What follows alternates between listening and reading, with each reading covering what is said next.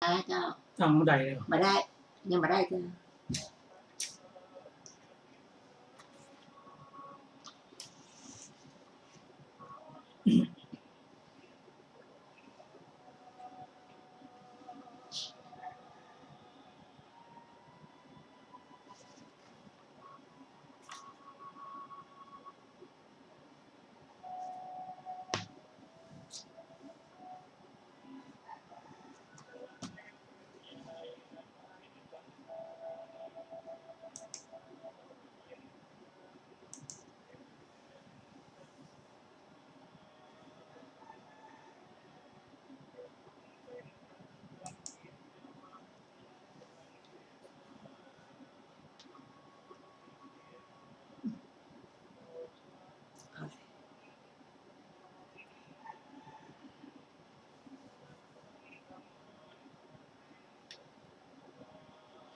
ขอนอบน้อมแด่พระผู้มีพระภาคเจ้าพระองค์นั้นซึ่งเป็นผู้ไกลจากกิเลสตรัสรู้ชอบได้โดยพระองค์เองสวัสดีครับท่านผู้ฟังที่เคารพครับท่านผู้ฟังรับฟังรายการศึกษาพระพุทธศาสนาตามพระไตรปิฎกมีเสนอให้ท่านผู้ฟังทุกวันอาทิตย์ตั้งแต่เวลา 15 นาฬิกาถึง 16 นาฬิกาดำเนินรายการโดยกระผมอเนกธนัสเดชะมีอาจารย์สุรภาเดชะเป็นผู้ร่วมรายการวันนี้เราได้นำพระไตรปิฎกฉบับมมร.เล่มที่ 40 มาศึกษากันในพระสูตรชื่อว่าพระนางสามาวดีความไม่ประมาทขออภัยความไม่ประมาทเป็นเครื่องถึงอมตะคือนิพพานความประมาทเป็นทางแห่งมัจจุ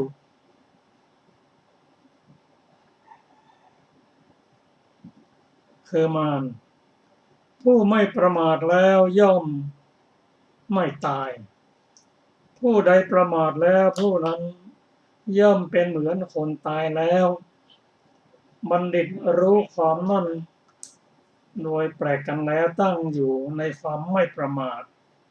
บันเทิงอยู่ในความไม่ประมาทยินดีในธรรมเป็นที่โคจรของพระอริยทั้งหลายบัณฑิตผู้ไม่ประมาทเหล่านั้นมีความเพ่งมีความเพียรเป็นไปติดต่อบากบั่นมั่นเป็นนิจเป็นนักปราชญ์ย่อมถูกต้องพระนิพพานอันเป็นแดนแห่งการเกษมจากโยคะอันยอดเยี่ยมท่านผู้ฟังที่เคารพครับเราได้นำเรื่องพระนางสามาวดีมาศึกษากันทำให้เราได้เรียนรู้ถึงเรื่องกรรมคือการกระทำวิบากเป็นผลของกรรมกรรมนั้นแก้ได้วิบากนั้นแก้ยากกรรมนั้นเหมือนเราพูดเป็นการพูดการกระทำการคิดก็ตามเหมือนเราพูดดีก็ได้รับผลดีพูดชั่วได้รับผลชั่วการพูดนั้นเป็นกรรมการได้รับผลของกรรมนั้นก็คือความเดือดร้อนวันนี้เราจะได้มาศึกษากันต่อในเรื่องของพระนางสามาวดีก็ขอเชิญอาจารย์สุรภา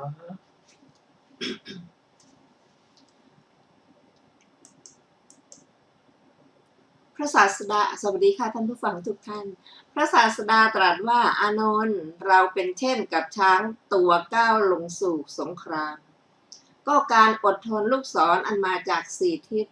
ย่อมเป็นภาระของช้างซึ่งก้าวลงสู่สงครามฉันใด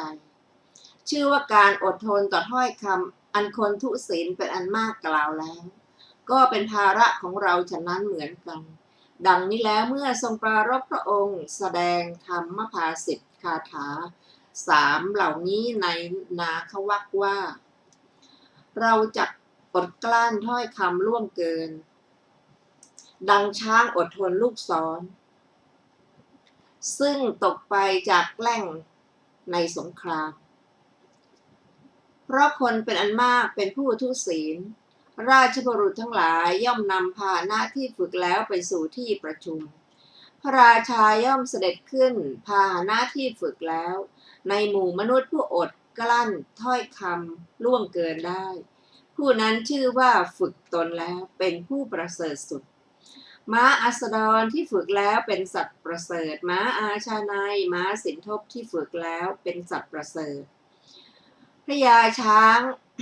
ชาติกุญชรที่ฝึกแล้วก็เป็นสัตว์ประเสริฐ แต่ผู้ฝึกตนเองได้แล้วประเสริฐกว่านั้น ธรรมกถาได้มีประโยชน์แก่มหาชนผู้ถึงพร้อมแล้ว พระศาสดาครั้นทรงแสดงธรรมอย่างนั้นแล้วตรัสว่าอานนท์เธออย่าคิดแล้ว พวกเหล่านั้นจักด่าได้เพียง7 วันเท่านั้น วันที่7จักเป็นผู้นิ่ง เพราะว่าอธิกรณ์ซึ่งเกิดขึ้นแก่พระพุทธเจ้าทั้งหลายย่อมไม่เกิน7 วันไป หัวข้อต่อไปพระนางมาคันธยาหาความด้วยเรื่องไก่ พระนางมาคันธยาให้คนด่าพระศาสดาแล้วแต่ไม่อาจให้หนีไปได้ จึงคิดว่าเราจะทำอย่างไรเนาะดังนี้แล้วคิดว่าหญิงเหล่านี้เป็นผู้อุปถัมภ์พระสมณะโคดมนั้น เราจะทำความฉิบหายให้แก่หญิงเหล่านั้น วันหนึ่งเมื่อทำการรับใช้อยู่ในที่เป็นที่เสวยน้ำจันทร์แห่งพระราชาส่งข่าวไปแก่อาว่าโปรดทราบว่าฉันมีความต้องการด้วยไก่ทั้งหลายขออาจงนำเอาไก่ตาย8 ตัวไก่เป็น8 ตัวมาก็แลครั้นมาแล้วจงยืนอยู่ที่บันไดบอกความที่ตนมาแล้วแม้เมื่อรับสั่งว่าจงเข้ามาก็อย่าเข้าไปจงส่งไก่เป็น8 ตัวไปก่อนส่งไก่ตายนอกนี้ไปภายหลังและนางได้ประทานสินจ้างแก่คนใช้ด้วยสั่งว่าเจ้าพึงการทำตามคำของเรานายมาคันธยะมาแล้วให้ทูลแด่พระราชาให้ทรงทราบเธอรับสั่งว่าจงเข้ามาก็กล่าวว่าเราจักไม่เข้าไปสู่ที่เป็นที่เสวยน้ำจันทร์ของพระราชาฝ่ายพระนางมาคันธยาส่งคนใช้ไปด้วยคำว่าพ่อจงไปสู่สำนักแห่งอาของเราเขาไปแล้วนำไก่เป็น8 ตัวซึ่งนายมาคันธยะนั้นให้แล้วมากราบทูลว่าข้าแต่สมมุติเทพท่านปุโรหิตส่งเครื่องบรรณาการมาแล้วพระราชาตรัสว่าดีแท้แกงอ่อมเกิดขึ้นแก่พวกเราแล้วใครหนอแลควรแกงพระนางมาคันธยากราบทูลว่าข้าแต่มหาราชหญิง500มีพระนางสามาวดีเป็นประมุขเป็นผู้ไม่มีการงานเที่ยวเตร่อยู่ขอพระองค์จงส่งไปให้แก่หญิงเหล่านั้นหญิงเหล่านั้นแกงแล้วจักนำมาถวายพระราชาทรงส่งไปด้วยพระดำรัสว่าเจ้าจงไปให้แก่หญิงเหล่านั้นได้ยินว่าหญิงเหล่านั้นจงอย่าให้ในมือคนอื่นจงฆ่าแกงเองทีเดียวคนใช้รับพระดำรัสว่า ดีละพระเจ้าข้าและไปบอกอย่างนั้นเป็นผู้อันหญิงเหล่านั้นคัดค้านแล้วว่าพวกฉันไม่ทำปาณาติบาตจึงมาทูลความนั้นแด่พระราชาพระนางมาคันธยากราบทูลว่าข้าแต่มหาราชพระองค์เห็นไหมบัดนี้พระองค์จะทรงทราบการทำหรือไม่ทำปาณาติบาตแห่งหญิงเหล่านั้นขอพระองค์จงรับสั่งว่าหญิงเหล่านั้นจงแกงส่งไปถวายแก่พระสมณโคดมดังนี้เถิดพระเจ้าข้าพระราชาตรัสอย่างนั้นแล้วส่งไปคนใช้นอกนี้ถือทำเป็นเดินไปอยู่ไปแล้วให้ไก่เหล่านั้นแก่ปุโรหิต รับไก่ตายไปสู่สำนักของหญิงเหล่านั้นกล่าวว่าได้ยินว่าพวกท่านแกงไก่เหล่านี้แล้วจงส่งไปสู่สำนักพระศาสดาหญิงเหล่านั้นกล่าวรับรองว่านำมาเถิดนายชื่อว่าการแกงไก่ตายนี้เป็นเกียรติของพวกเราดังนี้แล้วก็รับไว้คนใช้นั้นมาสู่สำนักของพระราชาอันพระราชาตรัสถามว่าเป็นอย่างไรพ่อจึงกราบทูลว่าเมื่อข้าพระองค์เพียงกล่าวว่าพวกท่านจงแกงส่งไปถวายพระสมณโคดมเท่านั้นหญิงเหล่านั้นก็สวนทางมารับเอาแล้วพระนางมาคันธยากราบทูลว่าข้าแต่มหาราชจงดูเถิดหญิงเหล่านั้นหาทำให้แก่บุคคลเช่นพระองค์ไม่เมื่อหม่อมฉันทูลว่าหญิงเหล่านั้นมีความปรารถนาในภายนอกพระองค์ก็ไม่ทรงเชื่อพระราชาแม้ทรงสดับคำนั้นก็ได้ทรงอดกลั้นนิ่งไว้เช่นเดิมพระนางมาคันธยาคิดว่าเราจะทำอย่างไรหนอแลหัวข้อต่อไปพระนางมาคันธยาหาความด้วยเรื่องงูก็ในการนั้นพระราชาย่อมทรงยับยั้งอยู่ตลอด7 วันตามวาระกันณพื้นปราสาทแห่งหญิงทั้ง3นั้นคือพระนางสามาวดีพระนางวาสุรทัตตาและพระนางมาคันธยาลำดับนั้นพระนางมาคันธยารู้ว่าพรุ่งนี้หรือมะรืนนี้พระราชาจักเสด็จไปสู่พื้นปราสาทของพระนางสามาวดีจึงส่งข่าวไปแก่อาว่าโปรดทราบว่าฉันมีความต้องการด้วยงูขออาจงถอนเขี้ยวงูทั้งหลายแล้วส่งงูไปตัวหนึ่งนายมาคันธยากระทำอย่างนั้นแล้วส่งไป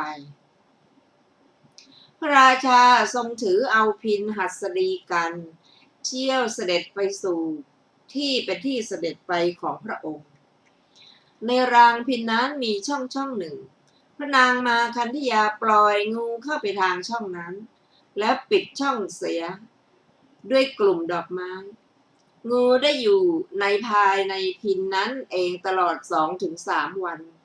ในวันเสด็จไปแห่งพระราชาพระนางมาคันธยาทูลถามว่าข้าแต่สมมุติเทพวันนี้พระองค์จักเสด็จไปสู่ปราสาทของมเหสีคนไหนเมื่อตรัสตอบว่าของนางสามาวดีจึงกราบทูลว่าข้าแต่มหาราชวันนี้หม่อมฉันเห็นสุบินไม่เป็นที่พอใจข้าแต่สมมุติเทพพระองค์ไม่อาจเสด็จไปในที่นั้นได้พระเจ้าข้าพระราชาตรัสว่าเราจะไปให้ได้พระนางห้ามไว้ถึง3 ครั้งแล้วทูลว่าเมื่อเป็นเช่นนี้แม้หม่อมฉันจักไปกับพระองค์ด้วยแม้พระราชาให้กลับอยู่ก็ไม่กลับกราบทูลว่าหม่อมฉันไม่ทราบว่าจักมีเหตุอะไรพระเจ้าข้าดังนั้นแล้วก็ได้ไปกับพระราชาจนได้พระราชาทรงผ้าดอกไม้ของหอมและเครื่องอาภรณ์ซึ่งหมู่หญิงรวมด้วยพระนางสามาวดีถวายสวยโภชนะอันดีวางพิณไว้เบื้องบนพระเศียรแล้วบรรทมบนที่บรรทมพระนางมาคันธยาทำเป็นเดินไปมาได้นำกลุ่มดอกไม้ออกจากช่องพิณงูอดอาหาร ถึง2-3 วันเลื้อยออกมาจากช่องนั้นพ่นพิษแผ่พังพานนอนบนแท่นที่บรรทมแล้วพระนางมาคันธยาเห็นงูนั้นก็ร้องแหวขึ้นว่างูพระเจ้าข้าเมื่อจะด่าพระราชาและหญิงเหล่านั้นจึงกล่าวว่าพระเจ้าแผ่นดิน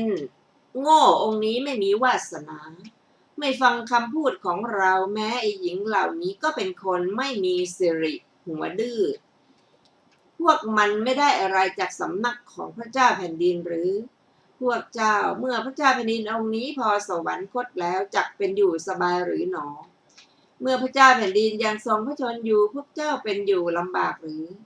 วันนี้เราเห็นการฝันร้ายแล้วพระองค์เอ๋ยพระองค์ไม่ทรงฟังเสียงของหม่อมฉันแม้ผู้วิงวอนอยู่ว่าไม่ควรเสด็จไปปราสาทของพระนางสามาวดีหัวข้อพระเจ้าอุเทนลงโทษพระนางสามาวดีพระราชาทอดพระเนตรเห็นงูก็ทรงสะดุ้งพระหฤทัย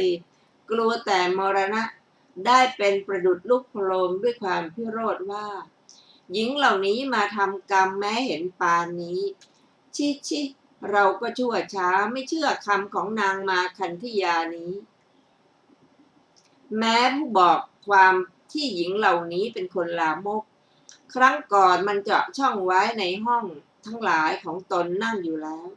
เมื่อเราส่งไก่ไปให้ก็ส่งคืนมาอีกวันนี้ปล่อยงูไว้บนที่นอนฝ่ายพระนางสามาวดีก็ได้ให้โอวาทแก่หญิง500ว่าแม่ทั้งหลายที่พึ่งอื่นของพวกเราหามีไม่ท่านทั้งหลายจงยังเมตตาจิตอันสม่ำเสมอนั่นแลให้เป็นไปในพระราชาผู้เป็นจอมแห่งนรชนในพระเทวีและในตนท่านทั้งหลายอย่าทำความโกรธต่อใครๆในพระเทวีและในตนท่านทั้งหลายอย่าทำความโกรธต่อใครๆพระราชาทรงถือธนูมีสันฐานดังงาช้างหรือเขาสัตว์ซึ่งมีกำลังแห่งการโกงของคน1,000ทรงขึ้นสายแล้วผ้าลูกศรอันกำซาบด้วยยาพิษ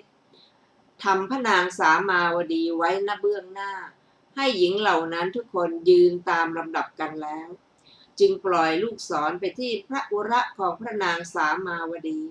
ลูกศรนั้นหวนกลับบ่ายหน้าสู่ทางที่ตนมาเที่ยวประดุจจะเข้าไปสู่พระหทัยของพระราชาได้ตั้งอยู่แล้วด้วยเมตตานุภาพของพระนางสามาวดีนั้นพระราชาทรงพระดำริว่าลูกศรที่เรายิงไปย่อมแทงทะลุไปได้แม้ซึ่งศิลาแม้ฐานะที่จะกระทบในอากาศก็ไม่มีก็เมื่อเป็นเช่นนี้ลูกศรนี้กลับมุ่งหน้ามาสู่หัวใจของเราทำไมแท้จริงแม้ลูกศรนี้ไม่มีจิตไม่ใช่สัตว์ไม่ใช่ของมีชีวิตยังรู้จักคุณของนางสามาวดีตัวเราแม้เป็นมนุษย์ก็หารู้คุณไม่ หัวข้อพระเจ้าอุเทนประทานพรแก่พระนางสามาวดีเท้าเธอทิ้งธนูเสียทรงประคองอัญชลีนั่งกระยงแทบบาทมูลของพระนางสามาวดีตรัสพระคาถานี้ว่าเราฟั่นเฟือนเลือนหลงทิศทั้งปวงย่อมมืดตื้อแก่เราสามาวดีเอ๋ยเจ้าจงต้านทานเราไว้และเจ้าจงเป็นที่พึ่งของเราพระนางสามาวดีสดับพระดำรัสของท้าวเธอแล้วก็ไม่ได้กราบทูลว่าดีแล้วสมมุติเทพพระองค์จงถึงหม่อมฉันเป็นที่พึ่งเธอแต่กราบทูลว่าข้าแต่มหาราชหม่อมฉันถึงผู้ใดว่าเป็นที่พึ่งแม้พระองค์ก็จงถึงผู้นั้นแลว่าเป็นที่พึ่งพระนางสามาวดีผู้เป็นสาวิกาของพระสัมมาสัมพุทธเจ้าครั้นกล่าวคำนี้แล้วก็กล่าวว่าพระองค์อย่าทรงถึงหม่อมฉันเป็นที่พึ่งเลยหม่อมฉันถึงผู้ใดว่าเป็นที่พึ่งข้าแต่มหาราชผู้นั้นคือพระพุทธเจ้าพระพุทธเจ้านั่นเป็นผู้เยี่ยมยอดขอพระองค์ทรงถึงพระพุทธเจ้าพระองค์นั้นเป็นที่พึ่งด้วยทรงเป็นที่พึ่งของหม่อมฉันด้วยพระราชาทรงสดับคำของพระนางสามาวดีนั้นแล้วจึงตรัสว่าบัดนี้เรายิ่งกลัวมากขึ้นแล้วตรัสคาถานี้ว่าเรานี้เลือนหลงยิ่งขึ้นที่ทั้งปวงย่อมมืดตื้อแก่เราสามาวดีเอ๋ยเจ้าจงต้านทานเราไว้และเจ้าจงเป็นที่พึ่งของเราลำดับนั้นพระนางสามาวดีนั้นก็ทูลถามเท้าเธออีกว่าโดยนัยยะก่อนนั้นแลเมื่อเท้าเธอตรัสว่าถ้าเช่นนั้นเราขอถึงเจ้าและพระศาสดาว่าเป็นที่พึ่งและเราจะให้พรแก่เจ้าดังนี้แล้วจึงกราบทูลว่าข้าแต่มหาราชพรจงเป็นสิ่งอันหม่อมฉันได้รับเถิดเท้าเธอเสด็จเข้าไปเฝ้าพระศาสดาทรงถึงพระองค์เป็นสรณะแล้วทรงนิมนต์ถวายทานแด่ภิกษุสงฆ์สิ้น7 วันแล้วทรงเรียกพระนางสามาวดีมาตรัสว่าเจ้าจงลุกขึ้นรับพรพระนางสามาวดีกราบทูลว่าข้าแต่มหาราชหม่อมฉันไม่มีความต้องการด้วยสิ่งทั้งหลายมีเงินเป็นต้นแต่ขอพระองค์จงพระราชทานพรนี้แก่หม่อมฉันคือพระศาสดาพร้อมทั้งภิกษุ500 รูปจะเสด็จมาณที่นี้เนืองนิดได้โดยประการใด ขอพระองค์ทรงกระทำโดยประการนั้นเถิดหม่อมฉันจักฟังธรรมพระราชาถวายบังคมพระศาสดาแล้วทูลว่าข้าแต่พระองค์ผู้เจริญขอพระองค์จงเสด็จมาในที่นี้เนืองนิดพร้อมด้วยภิกษุ500 รูปเหล่าหญิงซึ่งทำทั้งพระนางสามาวดีเข้าด้วยกล่าวว่าหม่อมฉันจักฟังธรรมพระศาสดาก็กล่าวว่ามหาบพิตรธรรมดาการไปในที่เดียวเนืองนิดย่อมไม่ควรแก่พระพุทธเจ้าทั้งหลายเพราะมหาชนหวังเฉพาะพระพุทธเจ้าอยู่พระราชาก็กล่าวว่าข้าแต่พระองค์ผู้เจริญถ้าอย่างนั้นขอพระองค์ทรงสั่งภิกษุไว้รูปหนึ่งเถิดพระศาสดาทรงสั่งพระอานนท์เถระแล้วจำเดิมแต่นั้นพระอานนท์เถระนั้นก็พาภิกษุ500 รูปไปสู่ราชสกุลเนืองนิดพระเทวีแม้เหล่านั้นเลี้ยงพระเถระพร้อมทั้งบริวารฟังธรรมอยู่เนืองนิดหัวข้อต่อไปพระราชาทรงถวายจีวรแก่พระอานนท์วันหนึ่งหญิงเหล่านั้นฟังธรรมกถาของพระเถระแล้วเลื่อมใสได้กระทำการบูชาธรรมด้วยผ้าอุตราสงฆ์500 ผืนอุตราสงฆ์ผืนหนึ่งย่อมมีค่าถึง500พระราชาไม่ทรงเห็นผ้าสักผืนหนึ่งของหญิงเหล่านั้นจึงตรัสถามว่าผ้าอุตราสงฆ์อยู่ที่ไหนพวกหญิงก็ตอบว่าพวกหม่อมฉันถวายแล้วแด่พระผู้เป็นเจ้าพระราชาพระผู้เป็นเจ้ารับทั้งหมดหรือพวกหญิงตอบว่าเพคะรับทั้งหมดพระราชาเสด็จเข้าไปหาพระเถระแล้วตรัสถามความที่หญิงเหล่านั้นถวายผ้าอุตราสงฆ์ทรงสดับความที่ผ้าอันหญิงเหล่านั้นถวายแล้วและความที่พระเถระรับไว้แล้วจึงตรัสถามว่า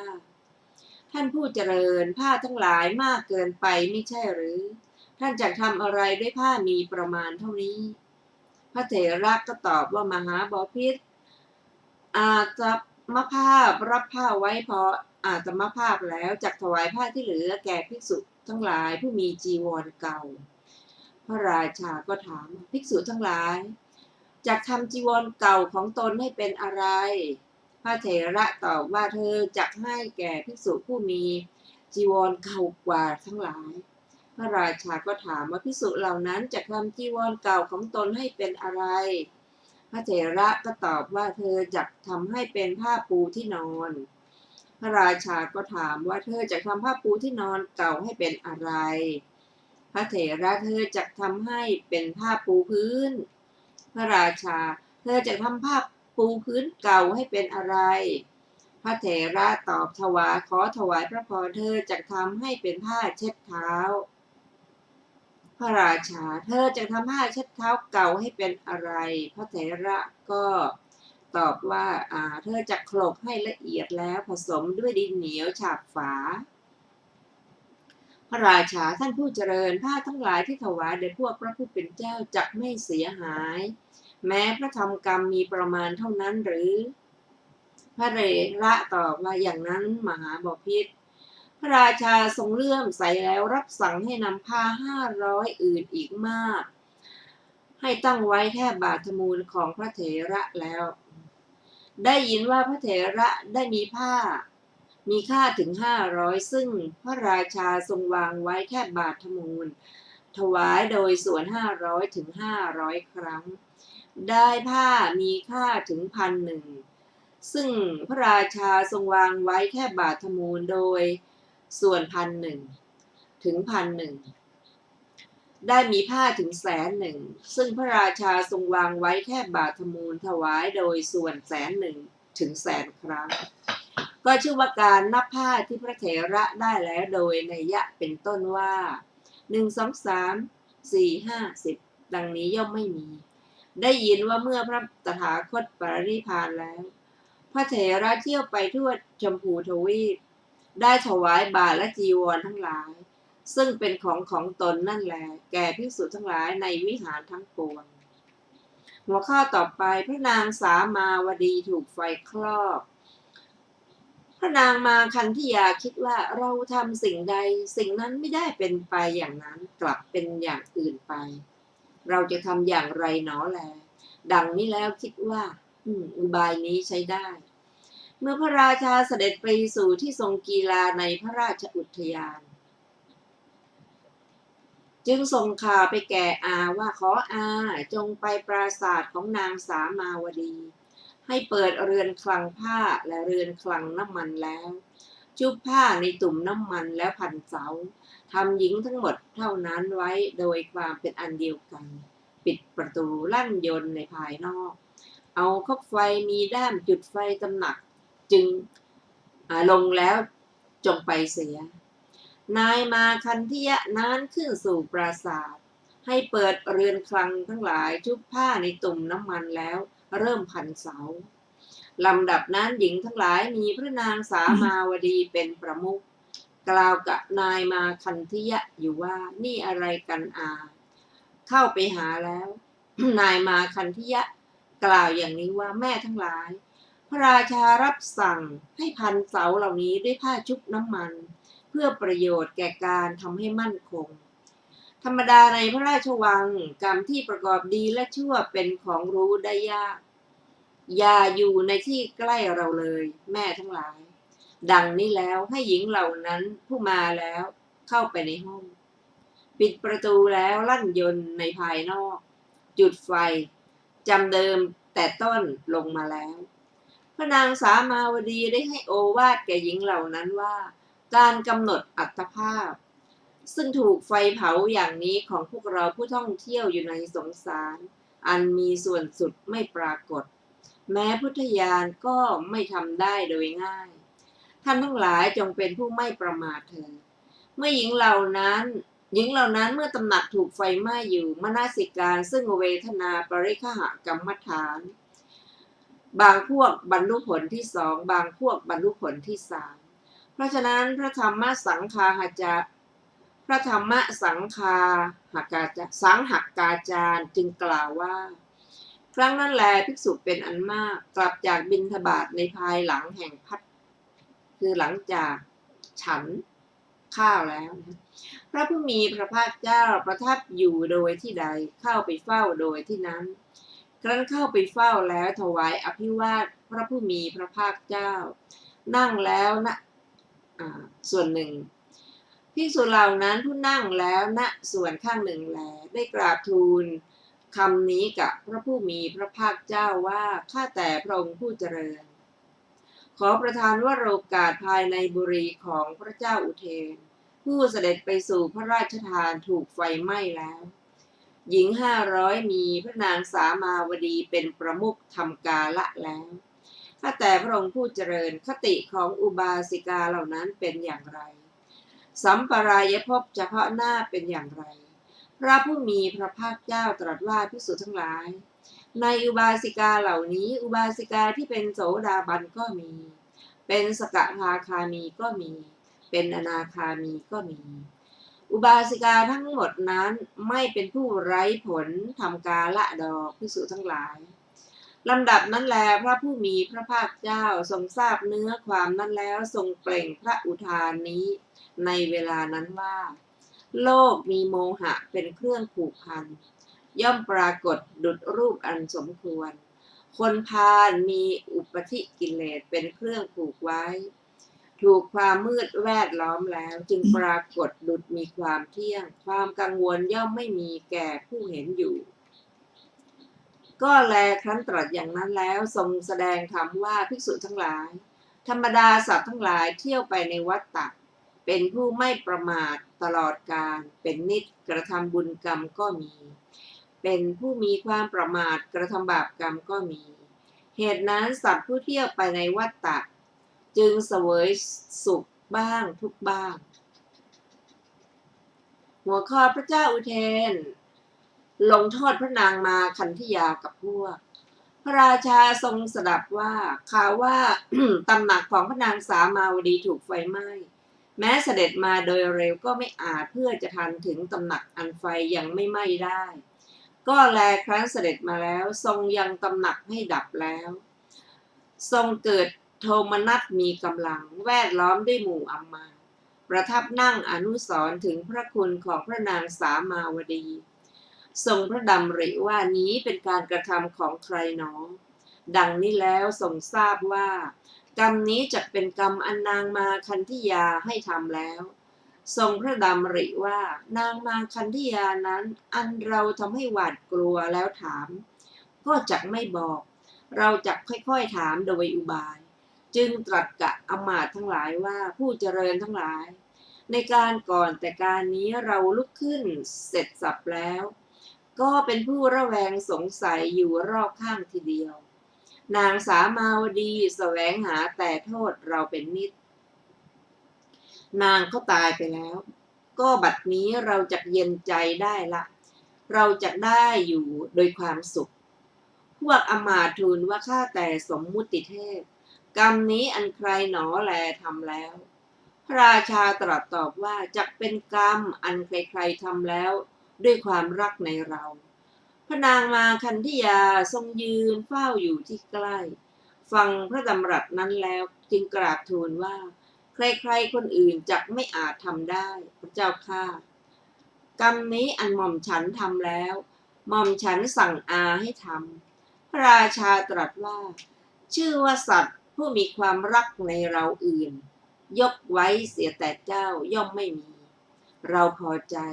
พระเทวีเราจะให้พรแก่เจ้าเจ้าจงให้เรียกหมู่ญาติของตนมานางส่งข่าวไปแก่พวกญาติว่าพระราชาทรงพอพระหฤทัยจะพระราชทานพรแก่เราจงมาเร็วพระราชารับสั่งให้ทำสักการะใหญ่แก่ญาติทั้งหลายของพระนางมาคันธิยาซึ่งมาแล้วแม้พวกคนผู้มิใช่ญาติของพระนางมาคันธิยาเห็นสักการะนั้นแล้วก็ให้สินจ้างกล่าวว่าพวกเราเป็นญาติของพระนางมาคันธิยาพอมากันแล้วพระราชาสั่งให้จับคนเหล่านั้นทั้งหมดไว้แล้วให้ขุดหลุมทั้งหลายประมาณแค่สะดือที่พระลานหลวงแล้วให้คนเหล่านั้นนั่งลงในหลุมเหล่านั้นเอาดินร่วนกลบให้เกลี่ยฟางไว้เบื้องบนแล้วจุดไฟในเวลาที่หนังถูกไฟไหม้แล้วรับสั่งให้ไถด้วยไถเหล็กทั้งหลายให้ทำให้เป็นท่อนและหาท่อนไม่ได้หรือเป็นชิ้นและหาชิ้นไม่ได้พระราชารับสั่งให้เชือดเนื้อแม้จากสรีระของพระนางมาคันธิยาตรงที่มีเนื้อล่ำๆด้วยมีดอันคมกริบแล้วให้ยกขึ้นสู่เตาไฟอันเดือดด้วยน้ำมันให้ทอดดุจขนมแล้วให้เคี้ยวกินเนื้อนั้นแลหัวข้อความตายของพระนางสามาวดีควรแก่กรรมในปางก่อนต่อมาวันหนึ่งภิกษุทั้งหลายสนทนากันในโรงธรรมว่าความตายเช่นนี้ของอุบาสิกาผู้ถึงพร้อมด้วยศรัทธาเห็นปานนี้ไม่สมควรเลยหนอท่านผู้มีอายุทั้งหลาย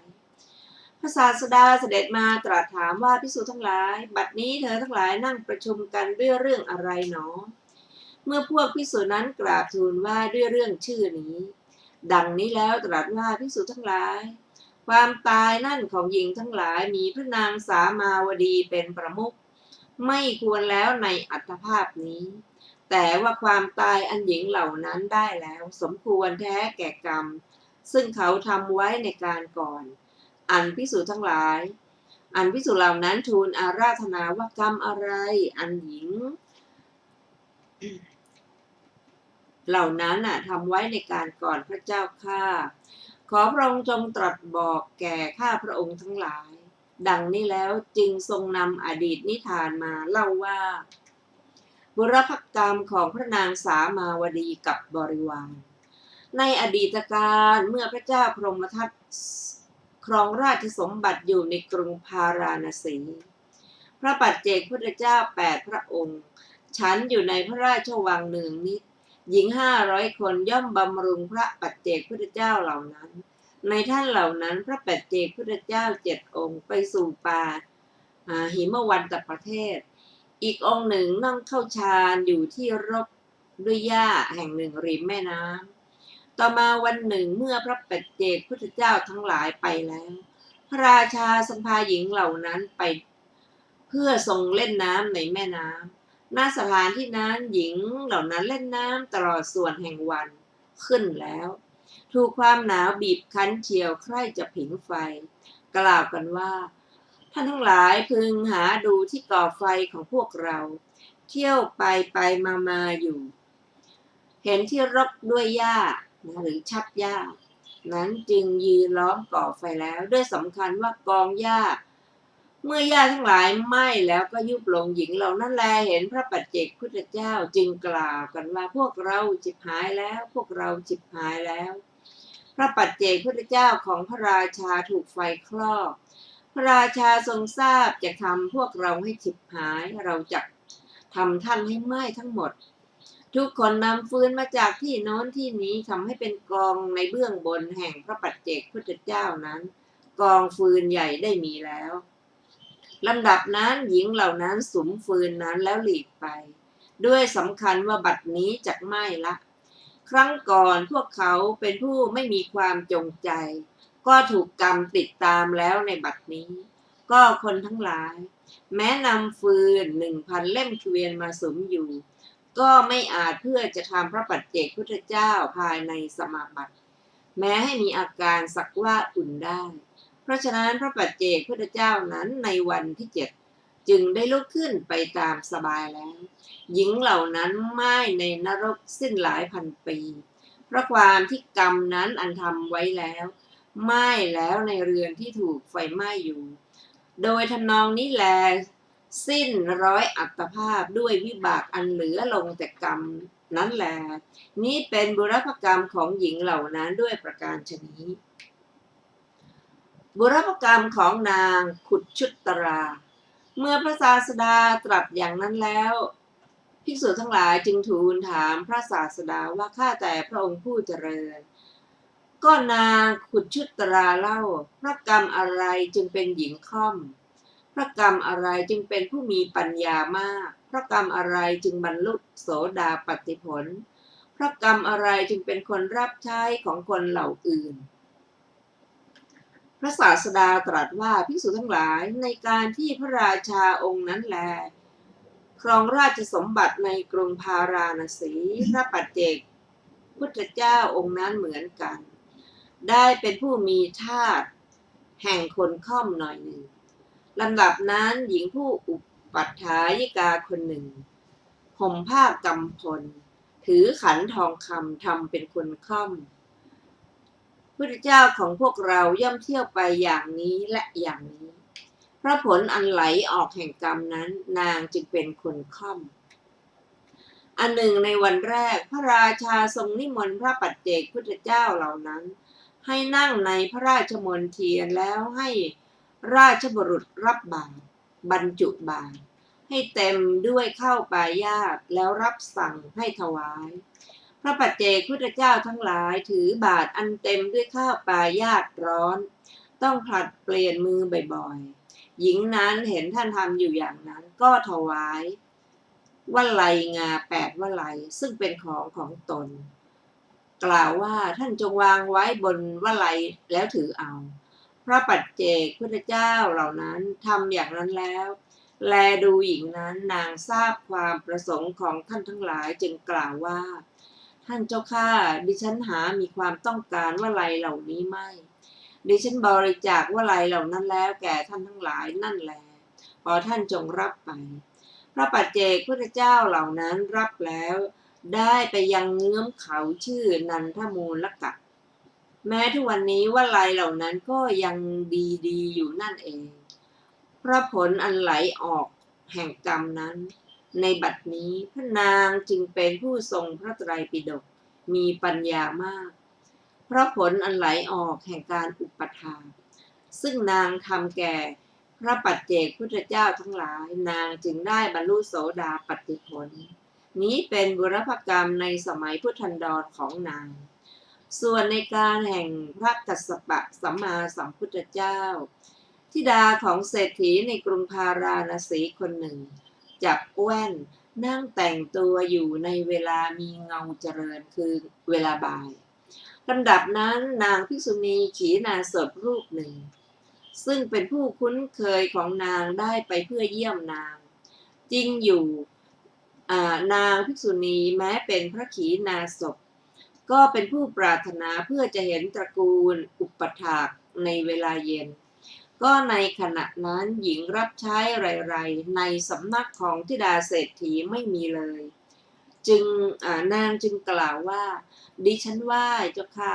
โปรดหยิบกระเช้าเครื่องประดับนั่นให้แก่ดิฉันก่อนพระเถรีคิดว่าถ้าเราจะไม่หยิบกระเช้าเครื่องประดับนี้ให้แก่นางไซนางจะทำความอาฆาตในเราแล้วบังเกิดในนรกแต่ว่าถ้าเราจะหยิบให้นางจะเกิดเป็นหญิงรับใช้ของคนอื่นแต่ว่าเพียงความเป็นผู้รับใช้ของคนอื่นย่อมดีกว่าความเร่าร้อนในนรกแลพระเถรีนั้นอาศัยความเอ็นดูจึงได้หยิบกระเช้าเครื่องประดับนั้นให้แก่นางเพราะผลอันไหลออกแห่งกรรมนั้นนางจึงเป็นคนรับใช้ของคนเหล่าอื่นพระศาสดาเสด็จมาทรงพระศาสดาเสด็จมาแสดงธรรมที่ธรรมสภารุ่งขึ้นวันหนึ่งภิกษุทั้งหลายสนทนากันในโรงธรรมว่าหญิง500มีพระนางสามาวดีเป็นประมุข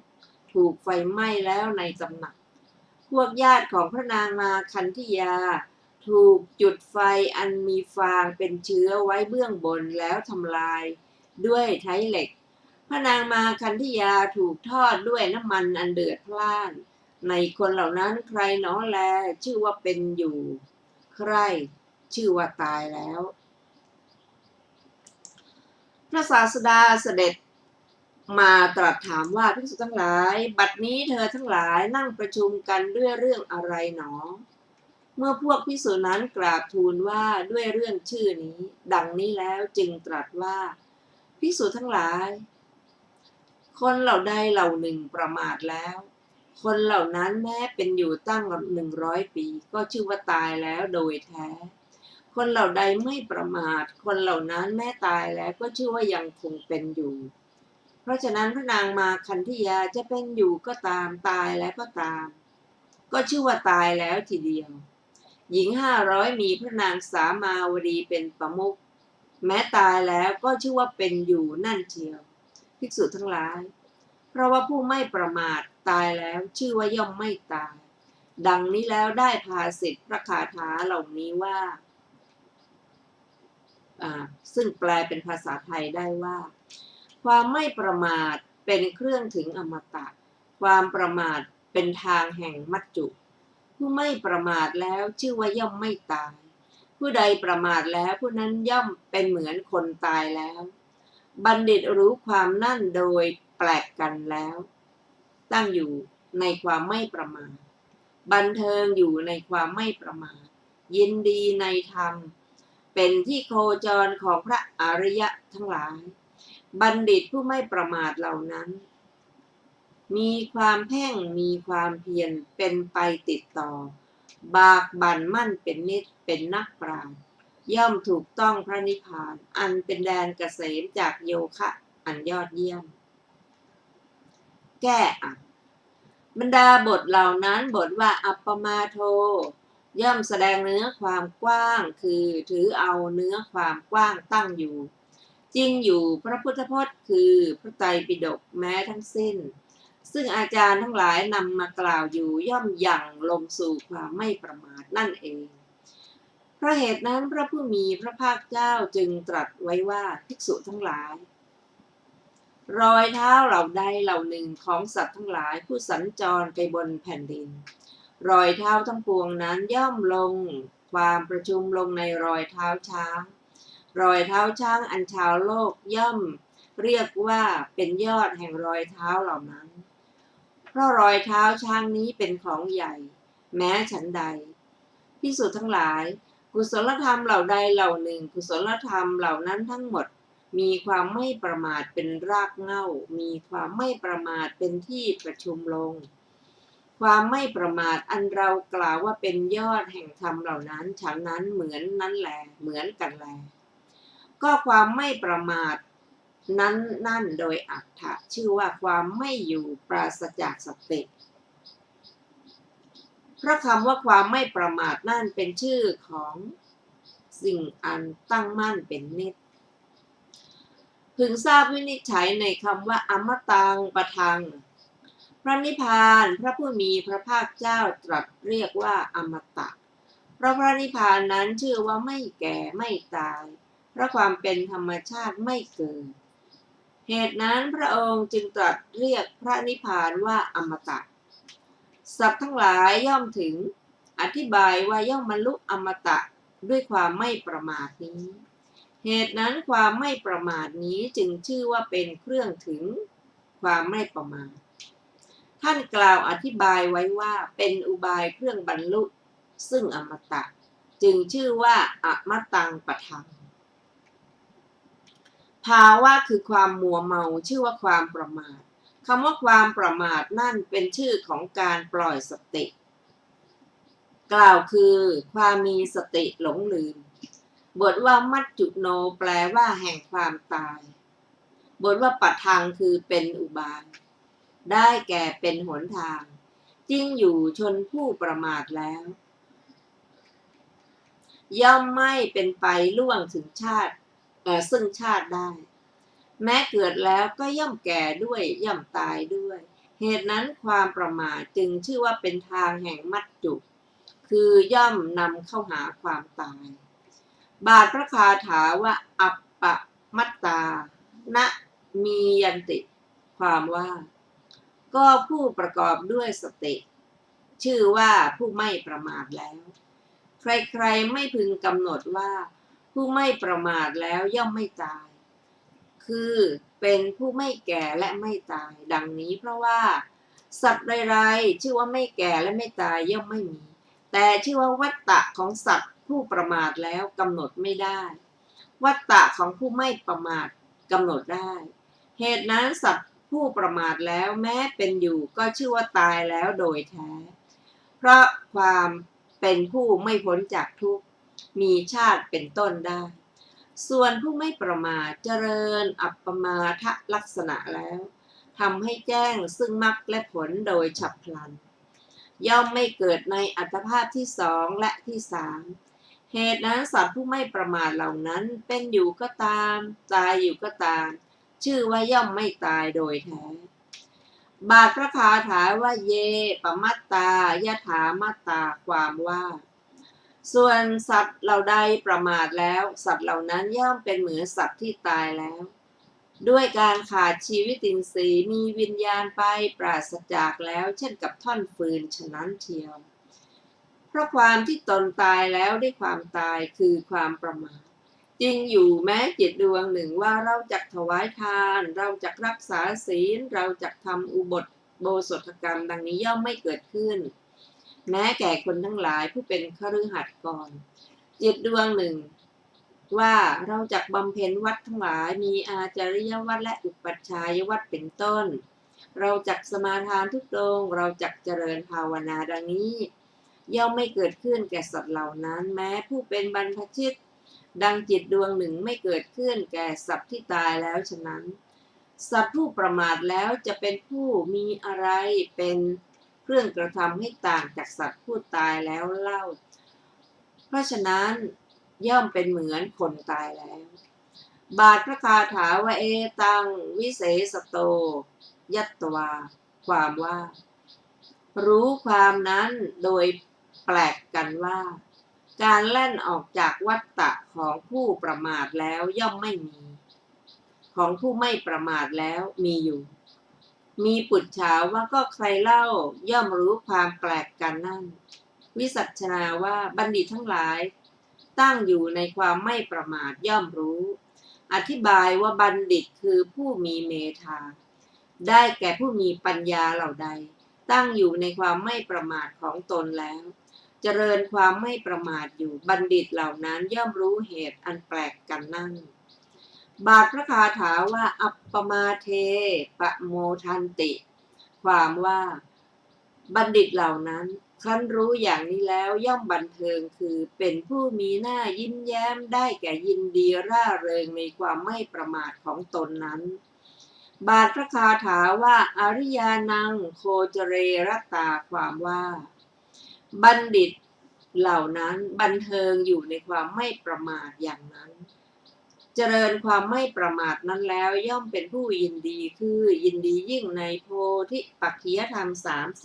37แยกออกเป็นสติปัฏฐาน4เป็นต้นและในโลกุตตรธรรม9ประการอันนับว่าเป็นธรรมขึ้นโคจรของพระอริยทั้งหลายคือพระพุทธเจ้าพระปัจเจกพุทธเจ้าและสาวกของพระพุทธเจ้าทั้งหลาย2บทว่าเตชายิโนความว่าบัณฑิตผู้ไม่ประมาทเหล่านั้นเป็นผู้มีความเพ่งด้วยฌานทั้งสองอย่างคือด้วยอารัมมณูปนิชฌานกล่าวว่า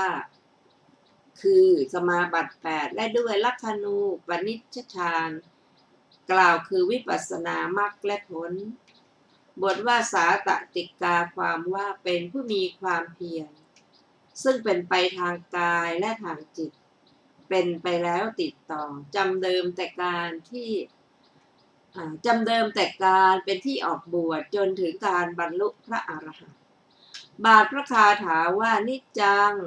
ทันหะปรักกมาความว่าผู้ประกอบด้วยความเพียรเห็นปานนี้ว่าผลอันใด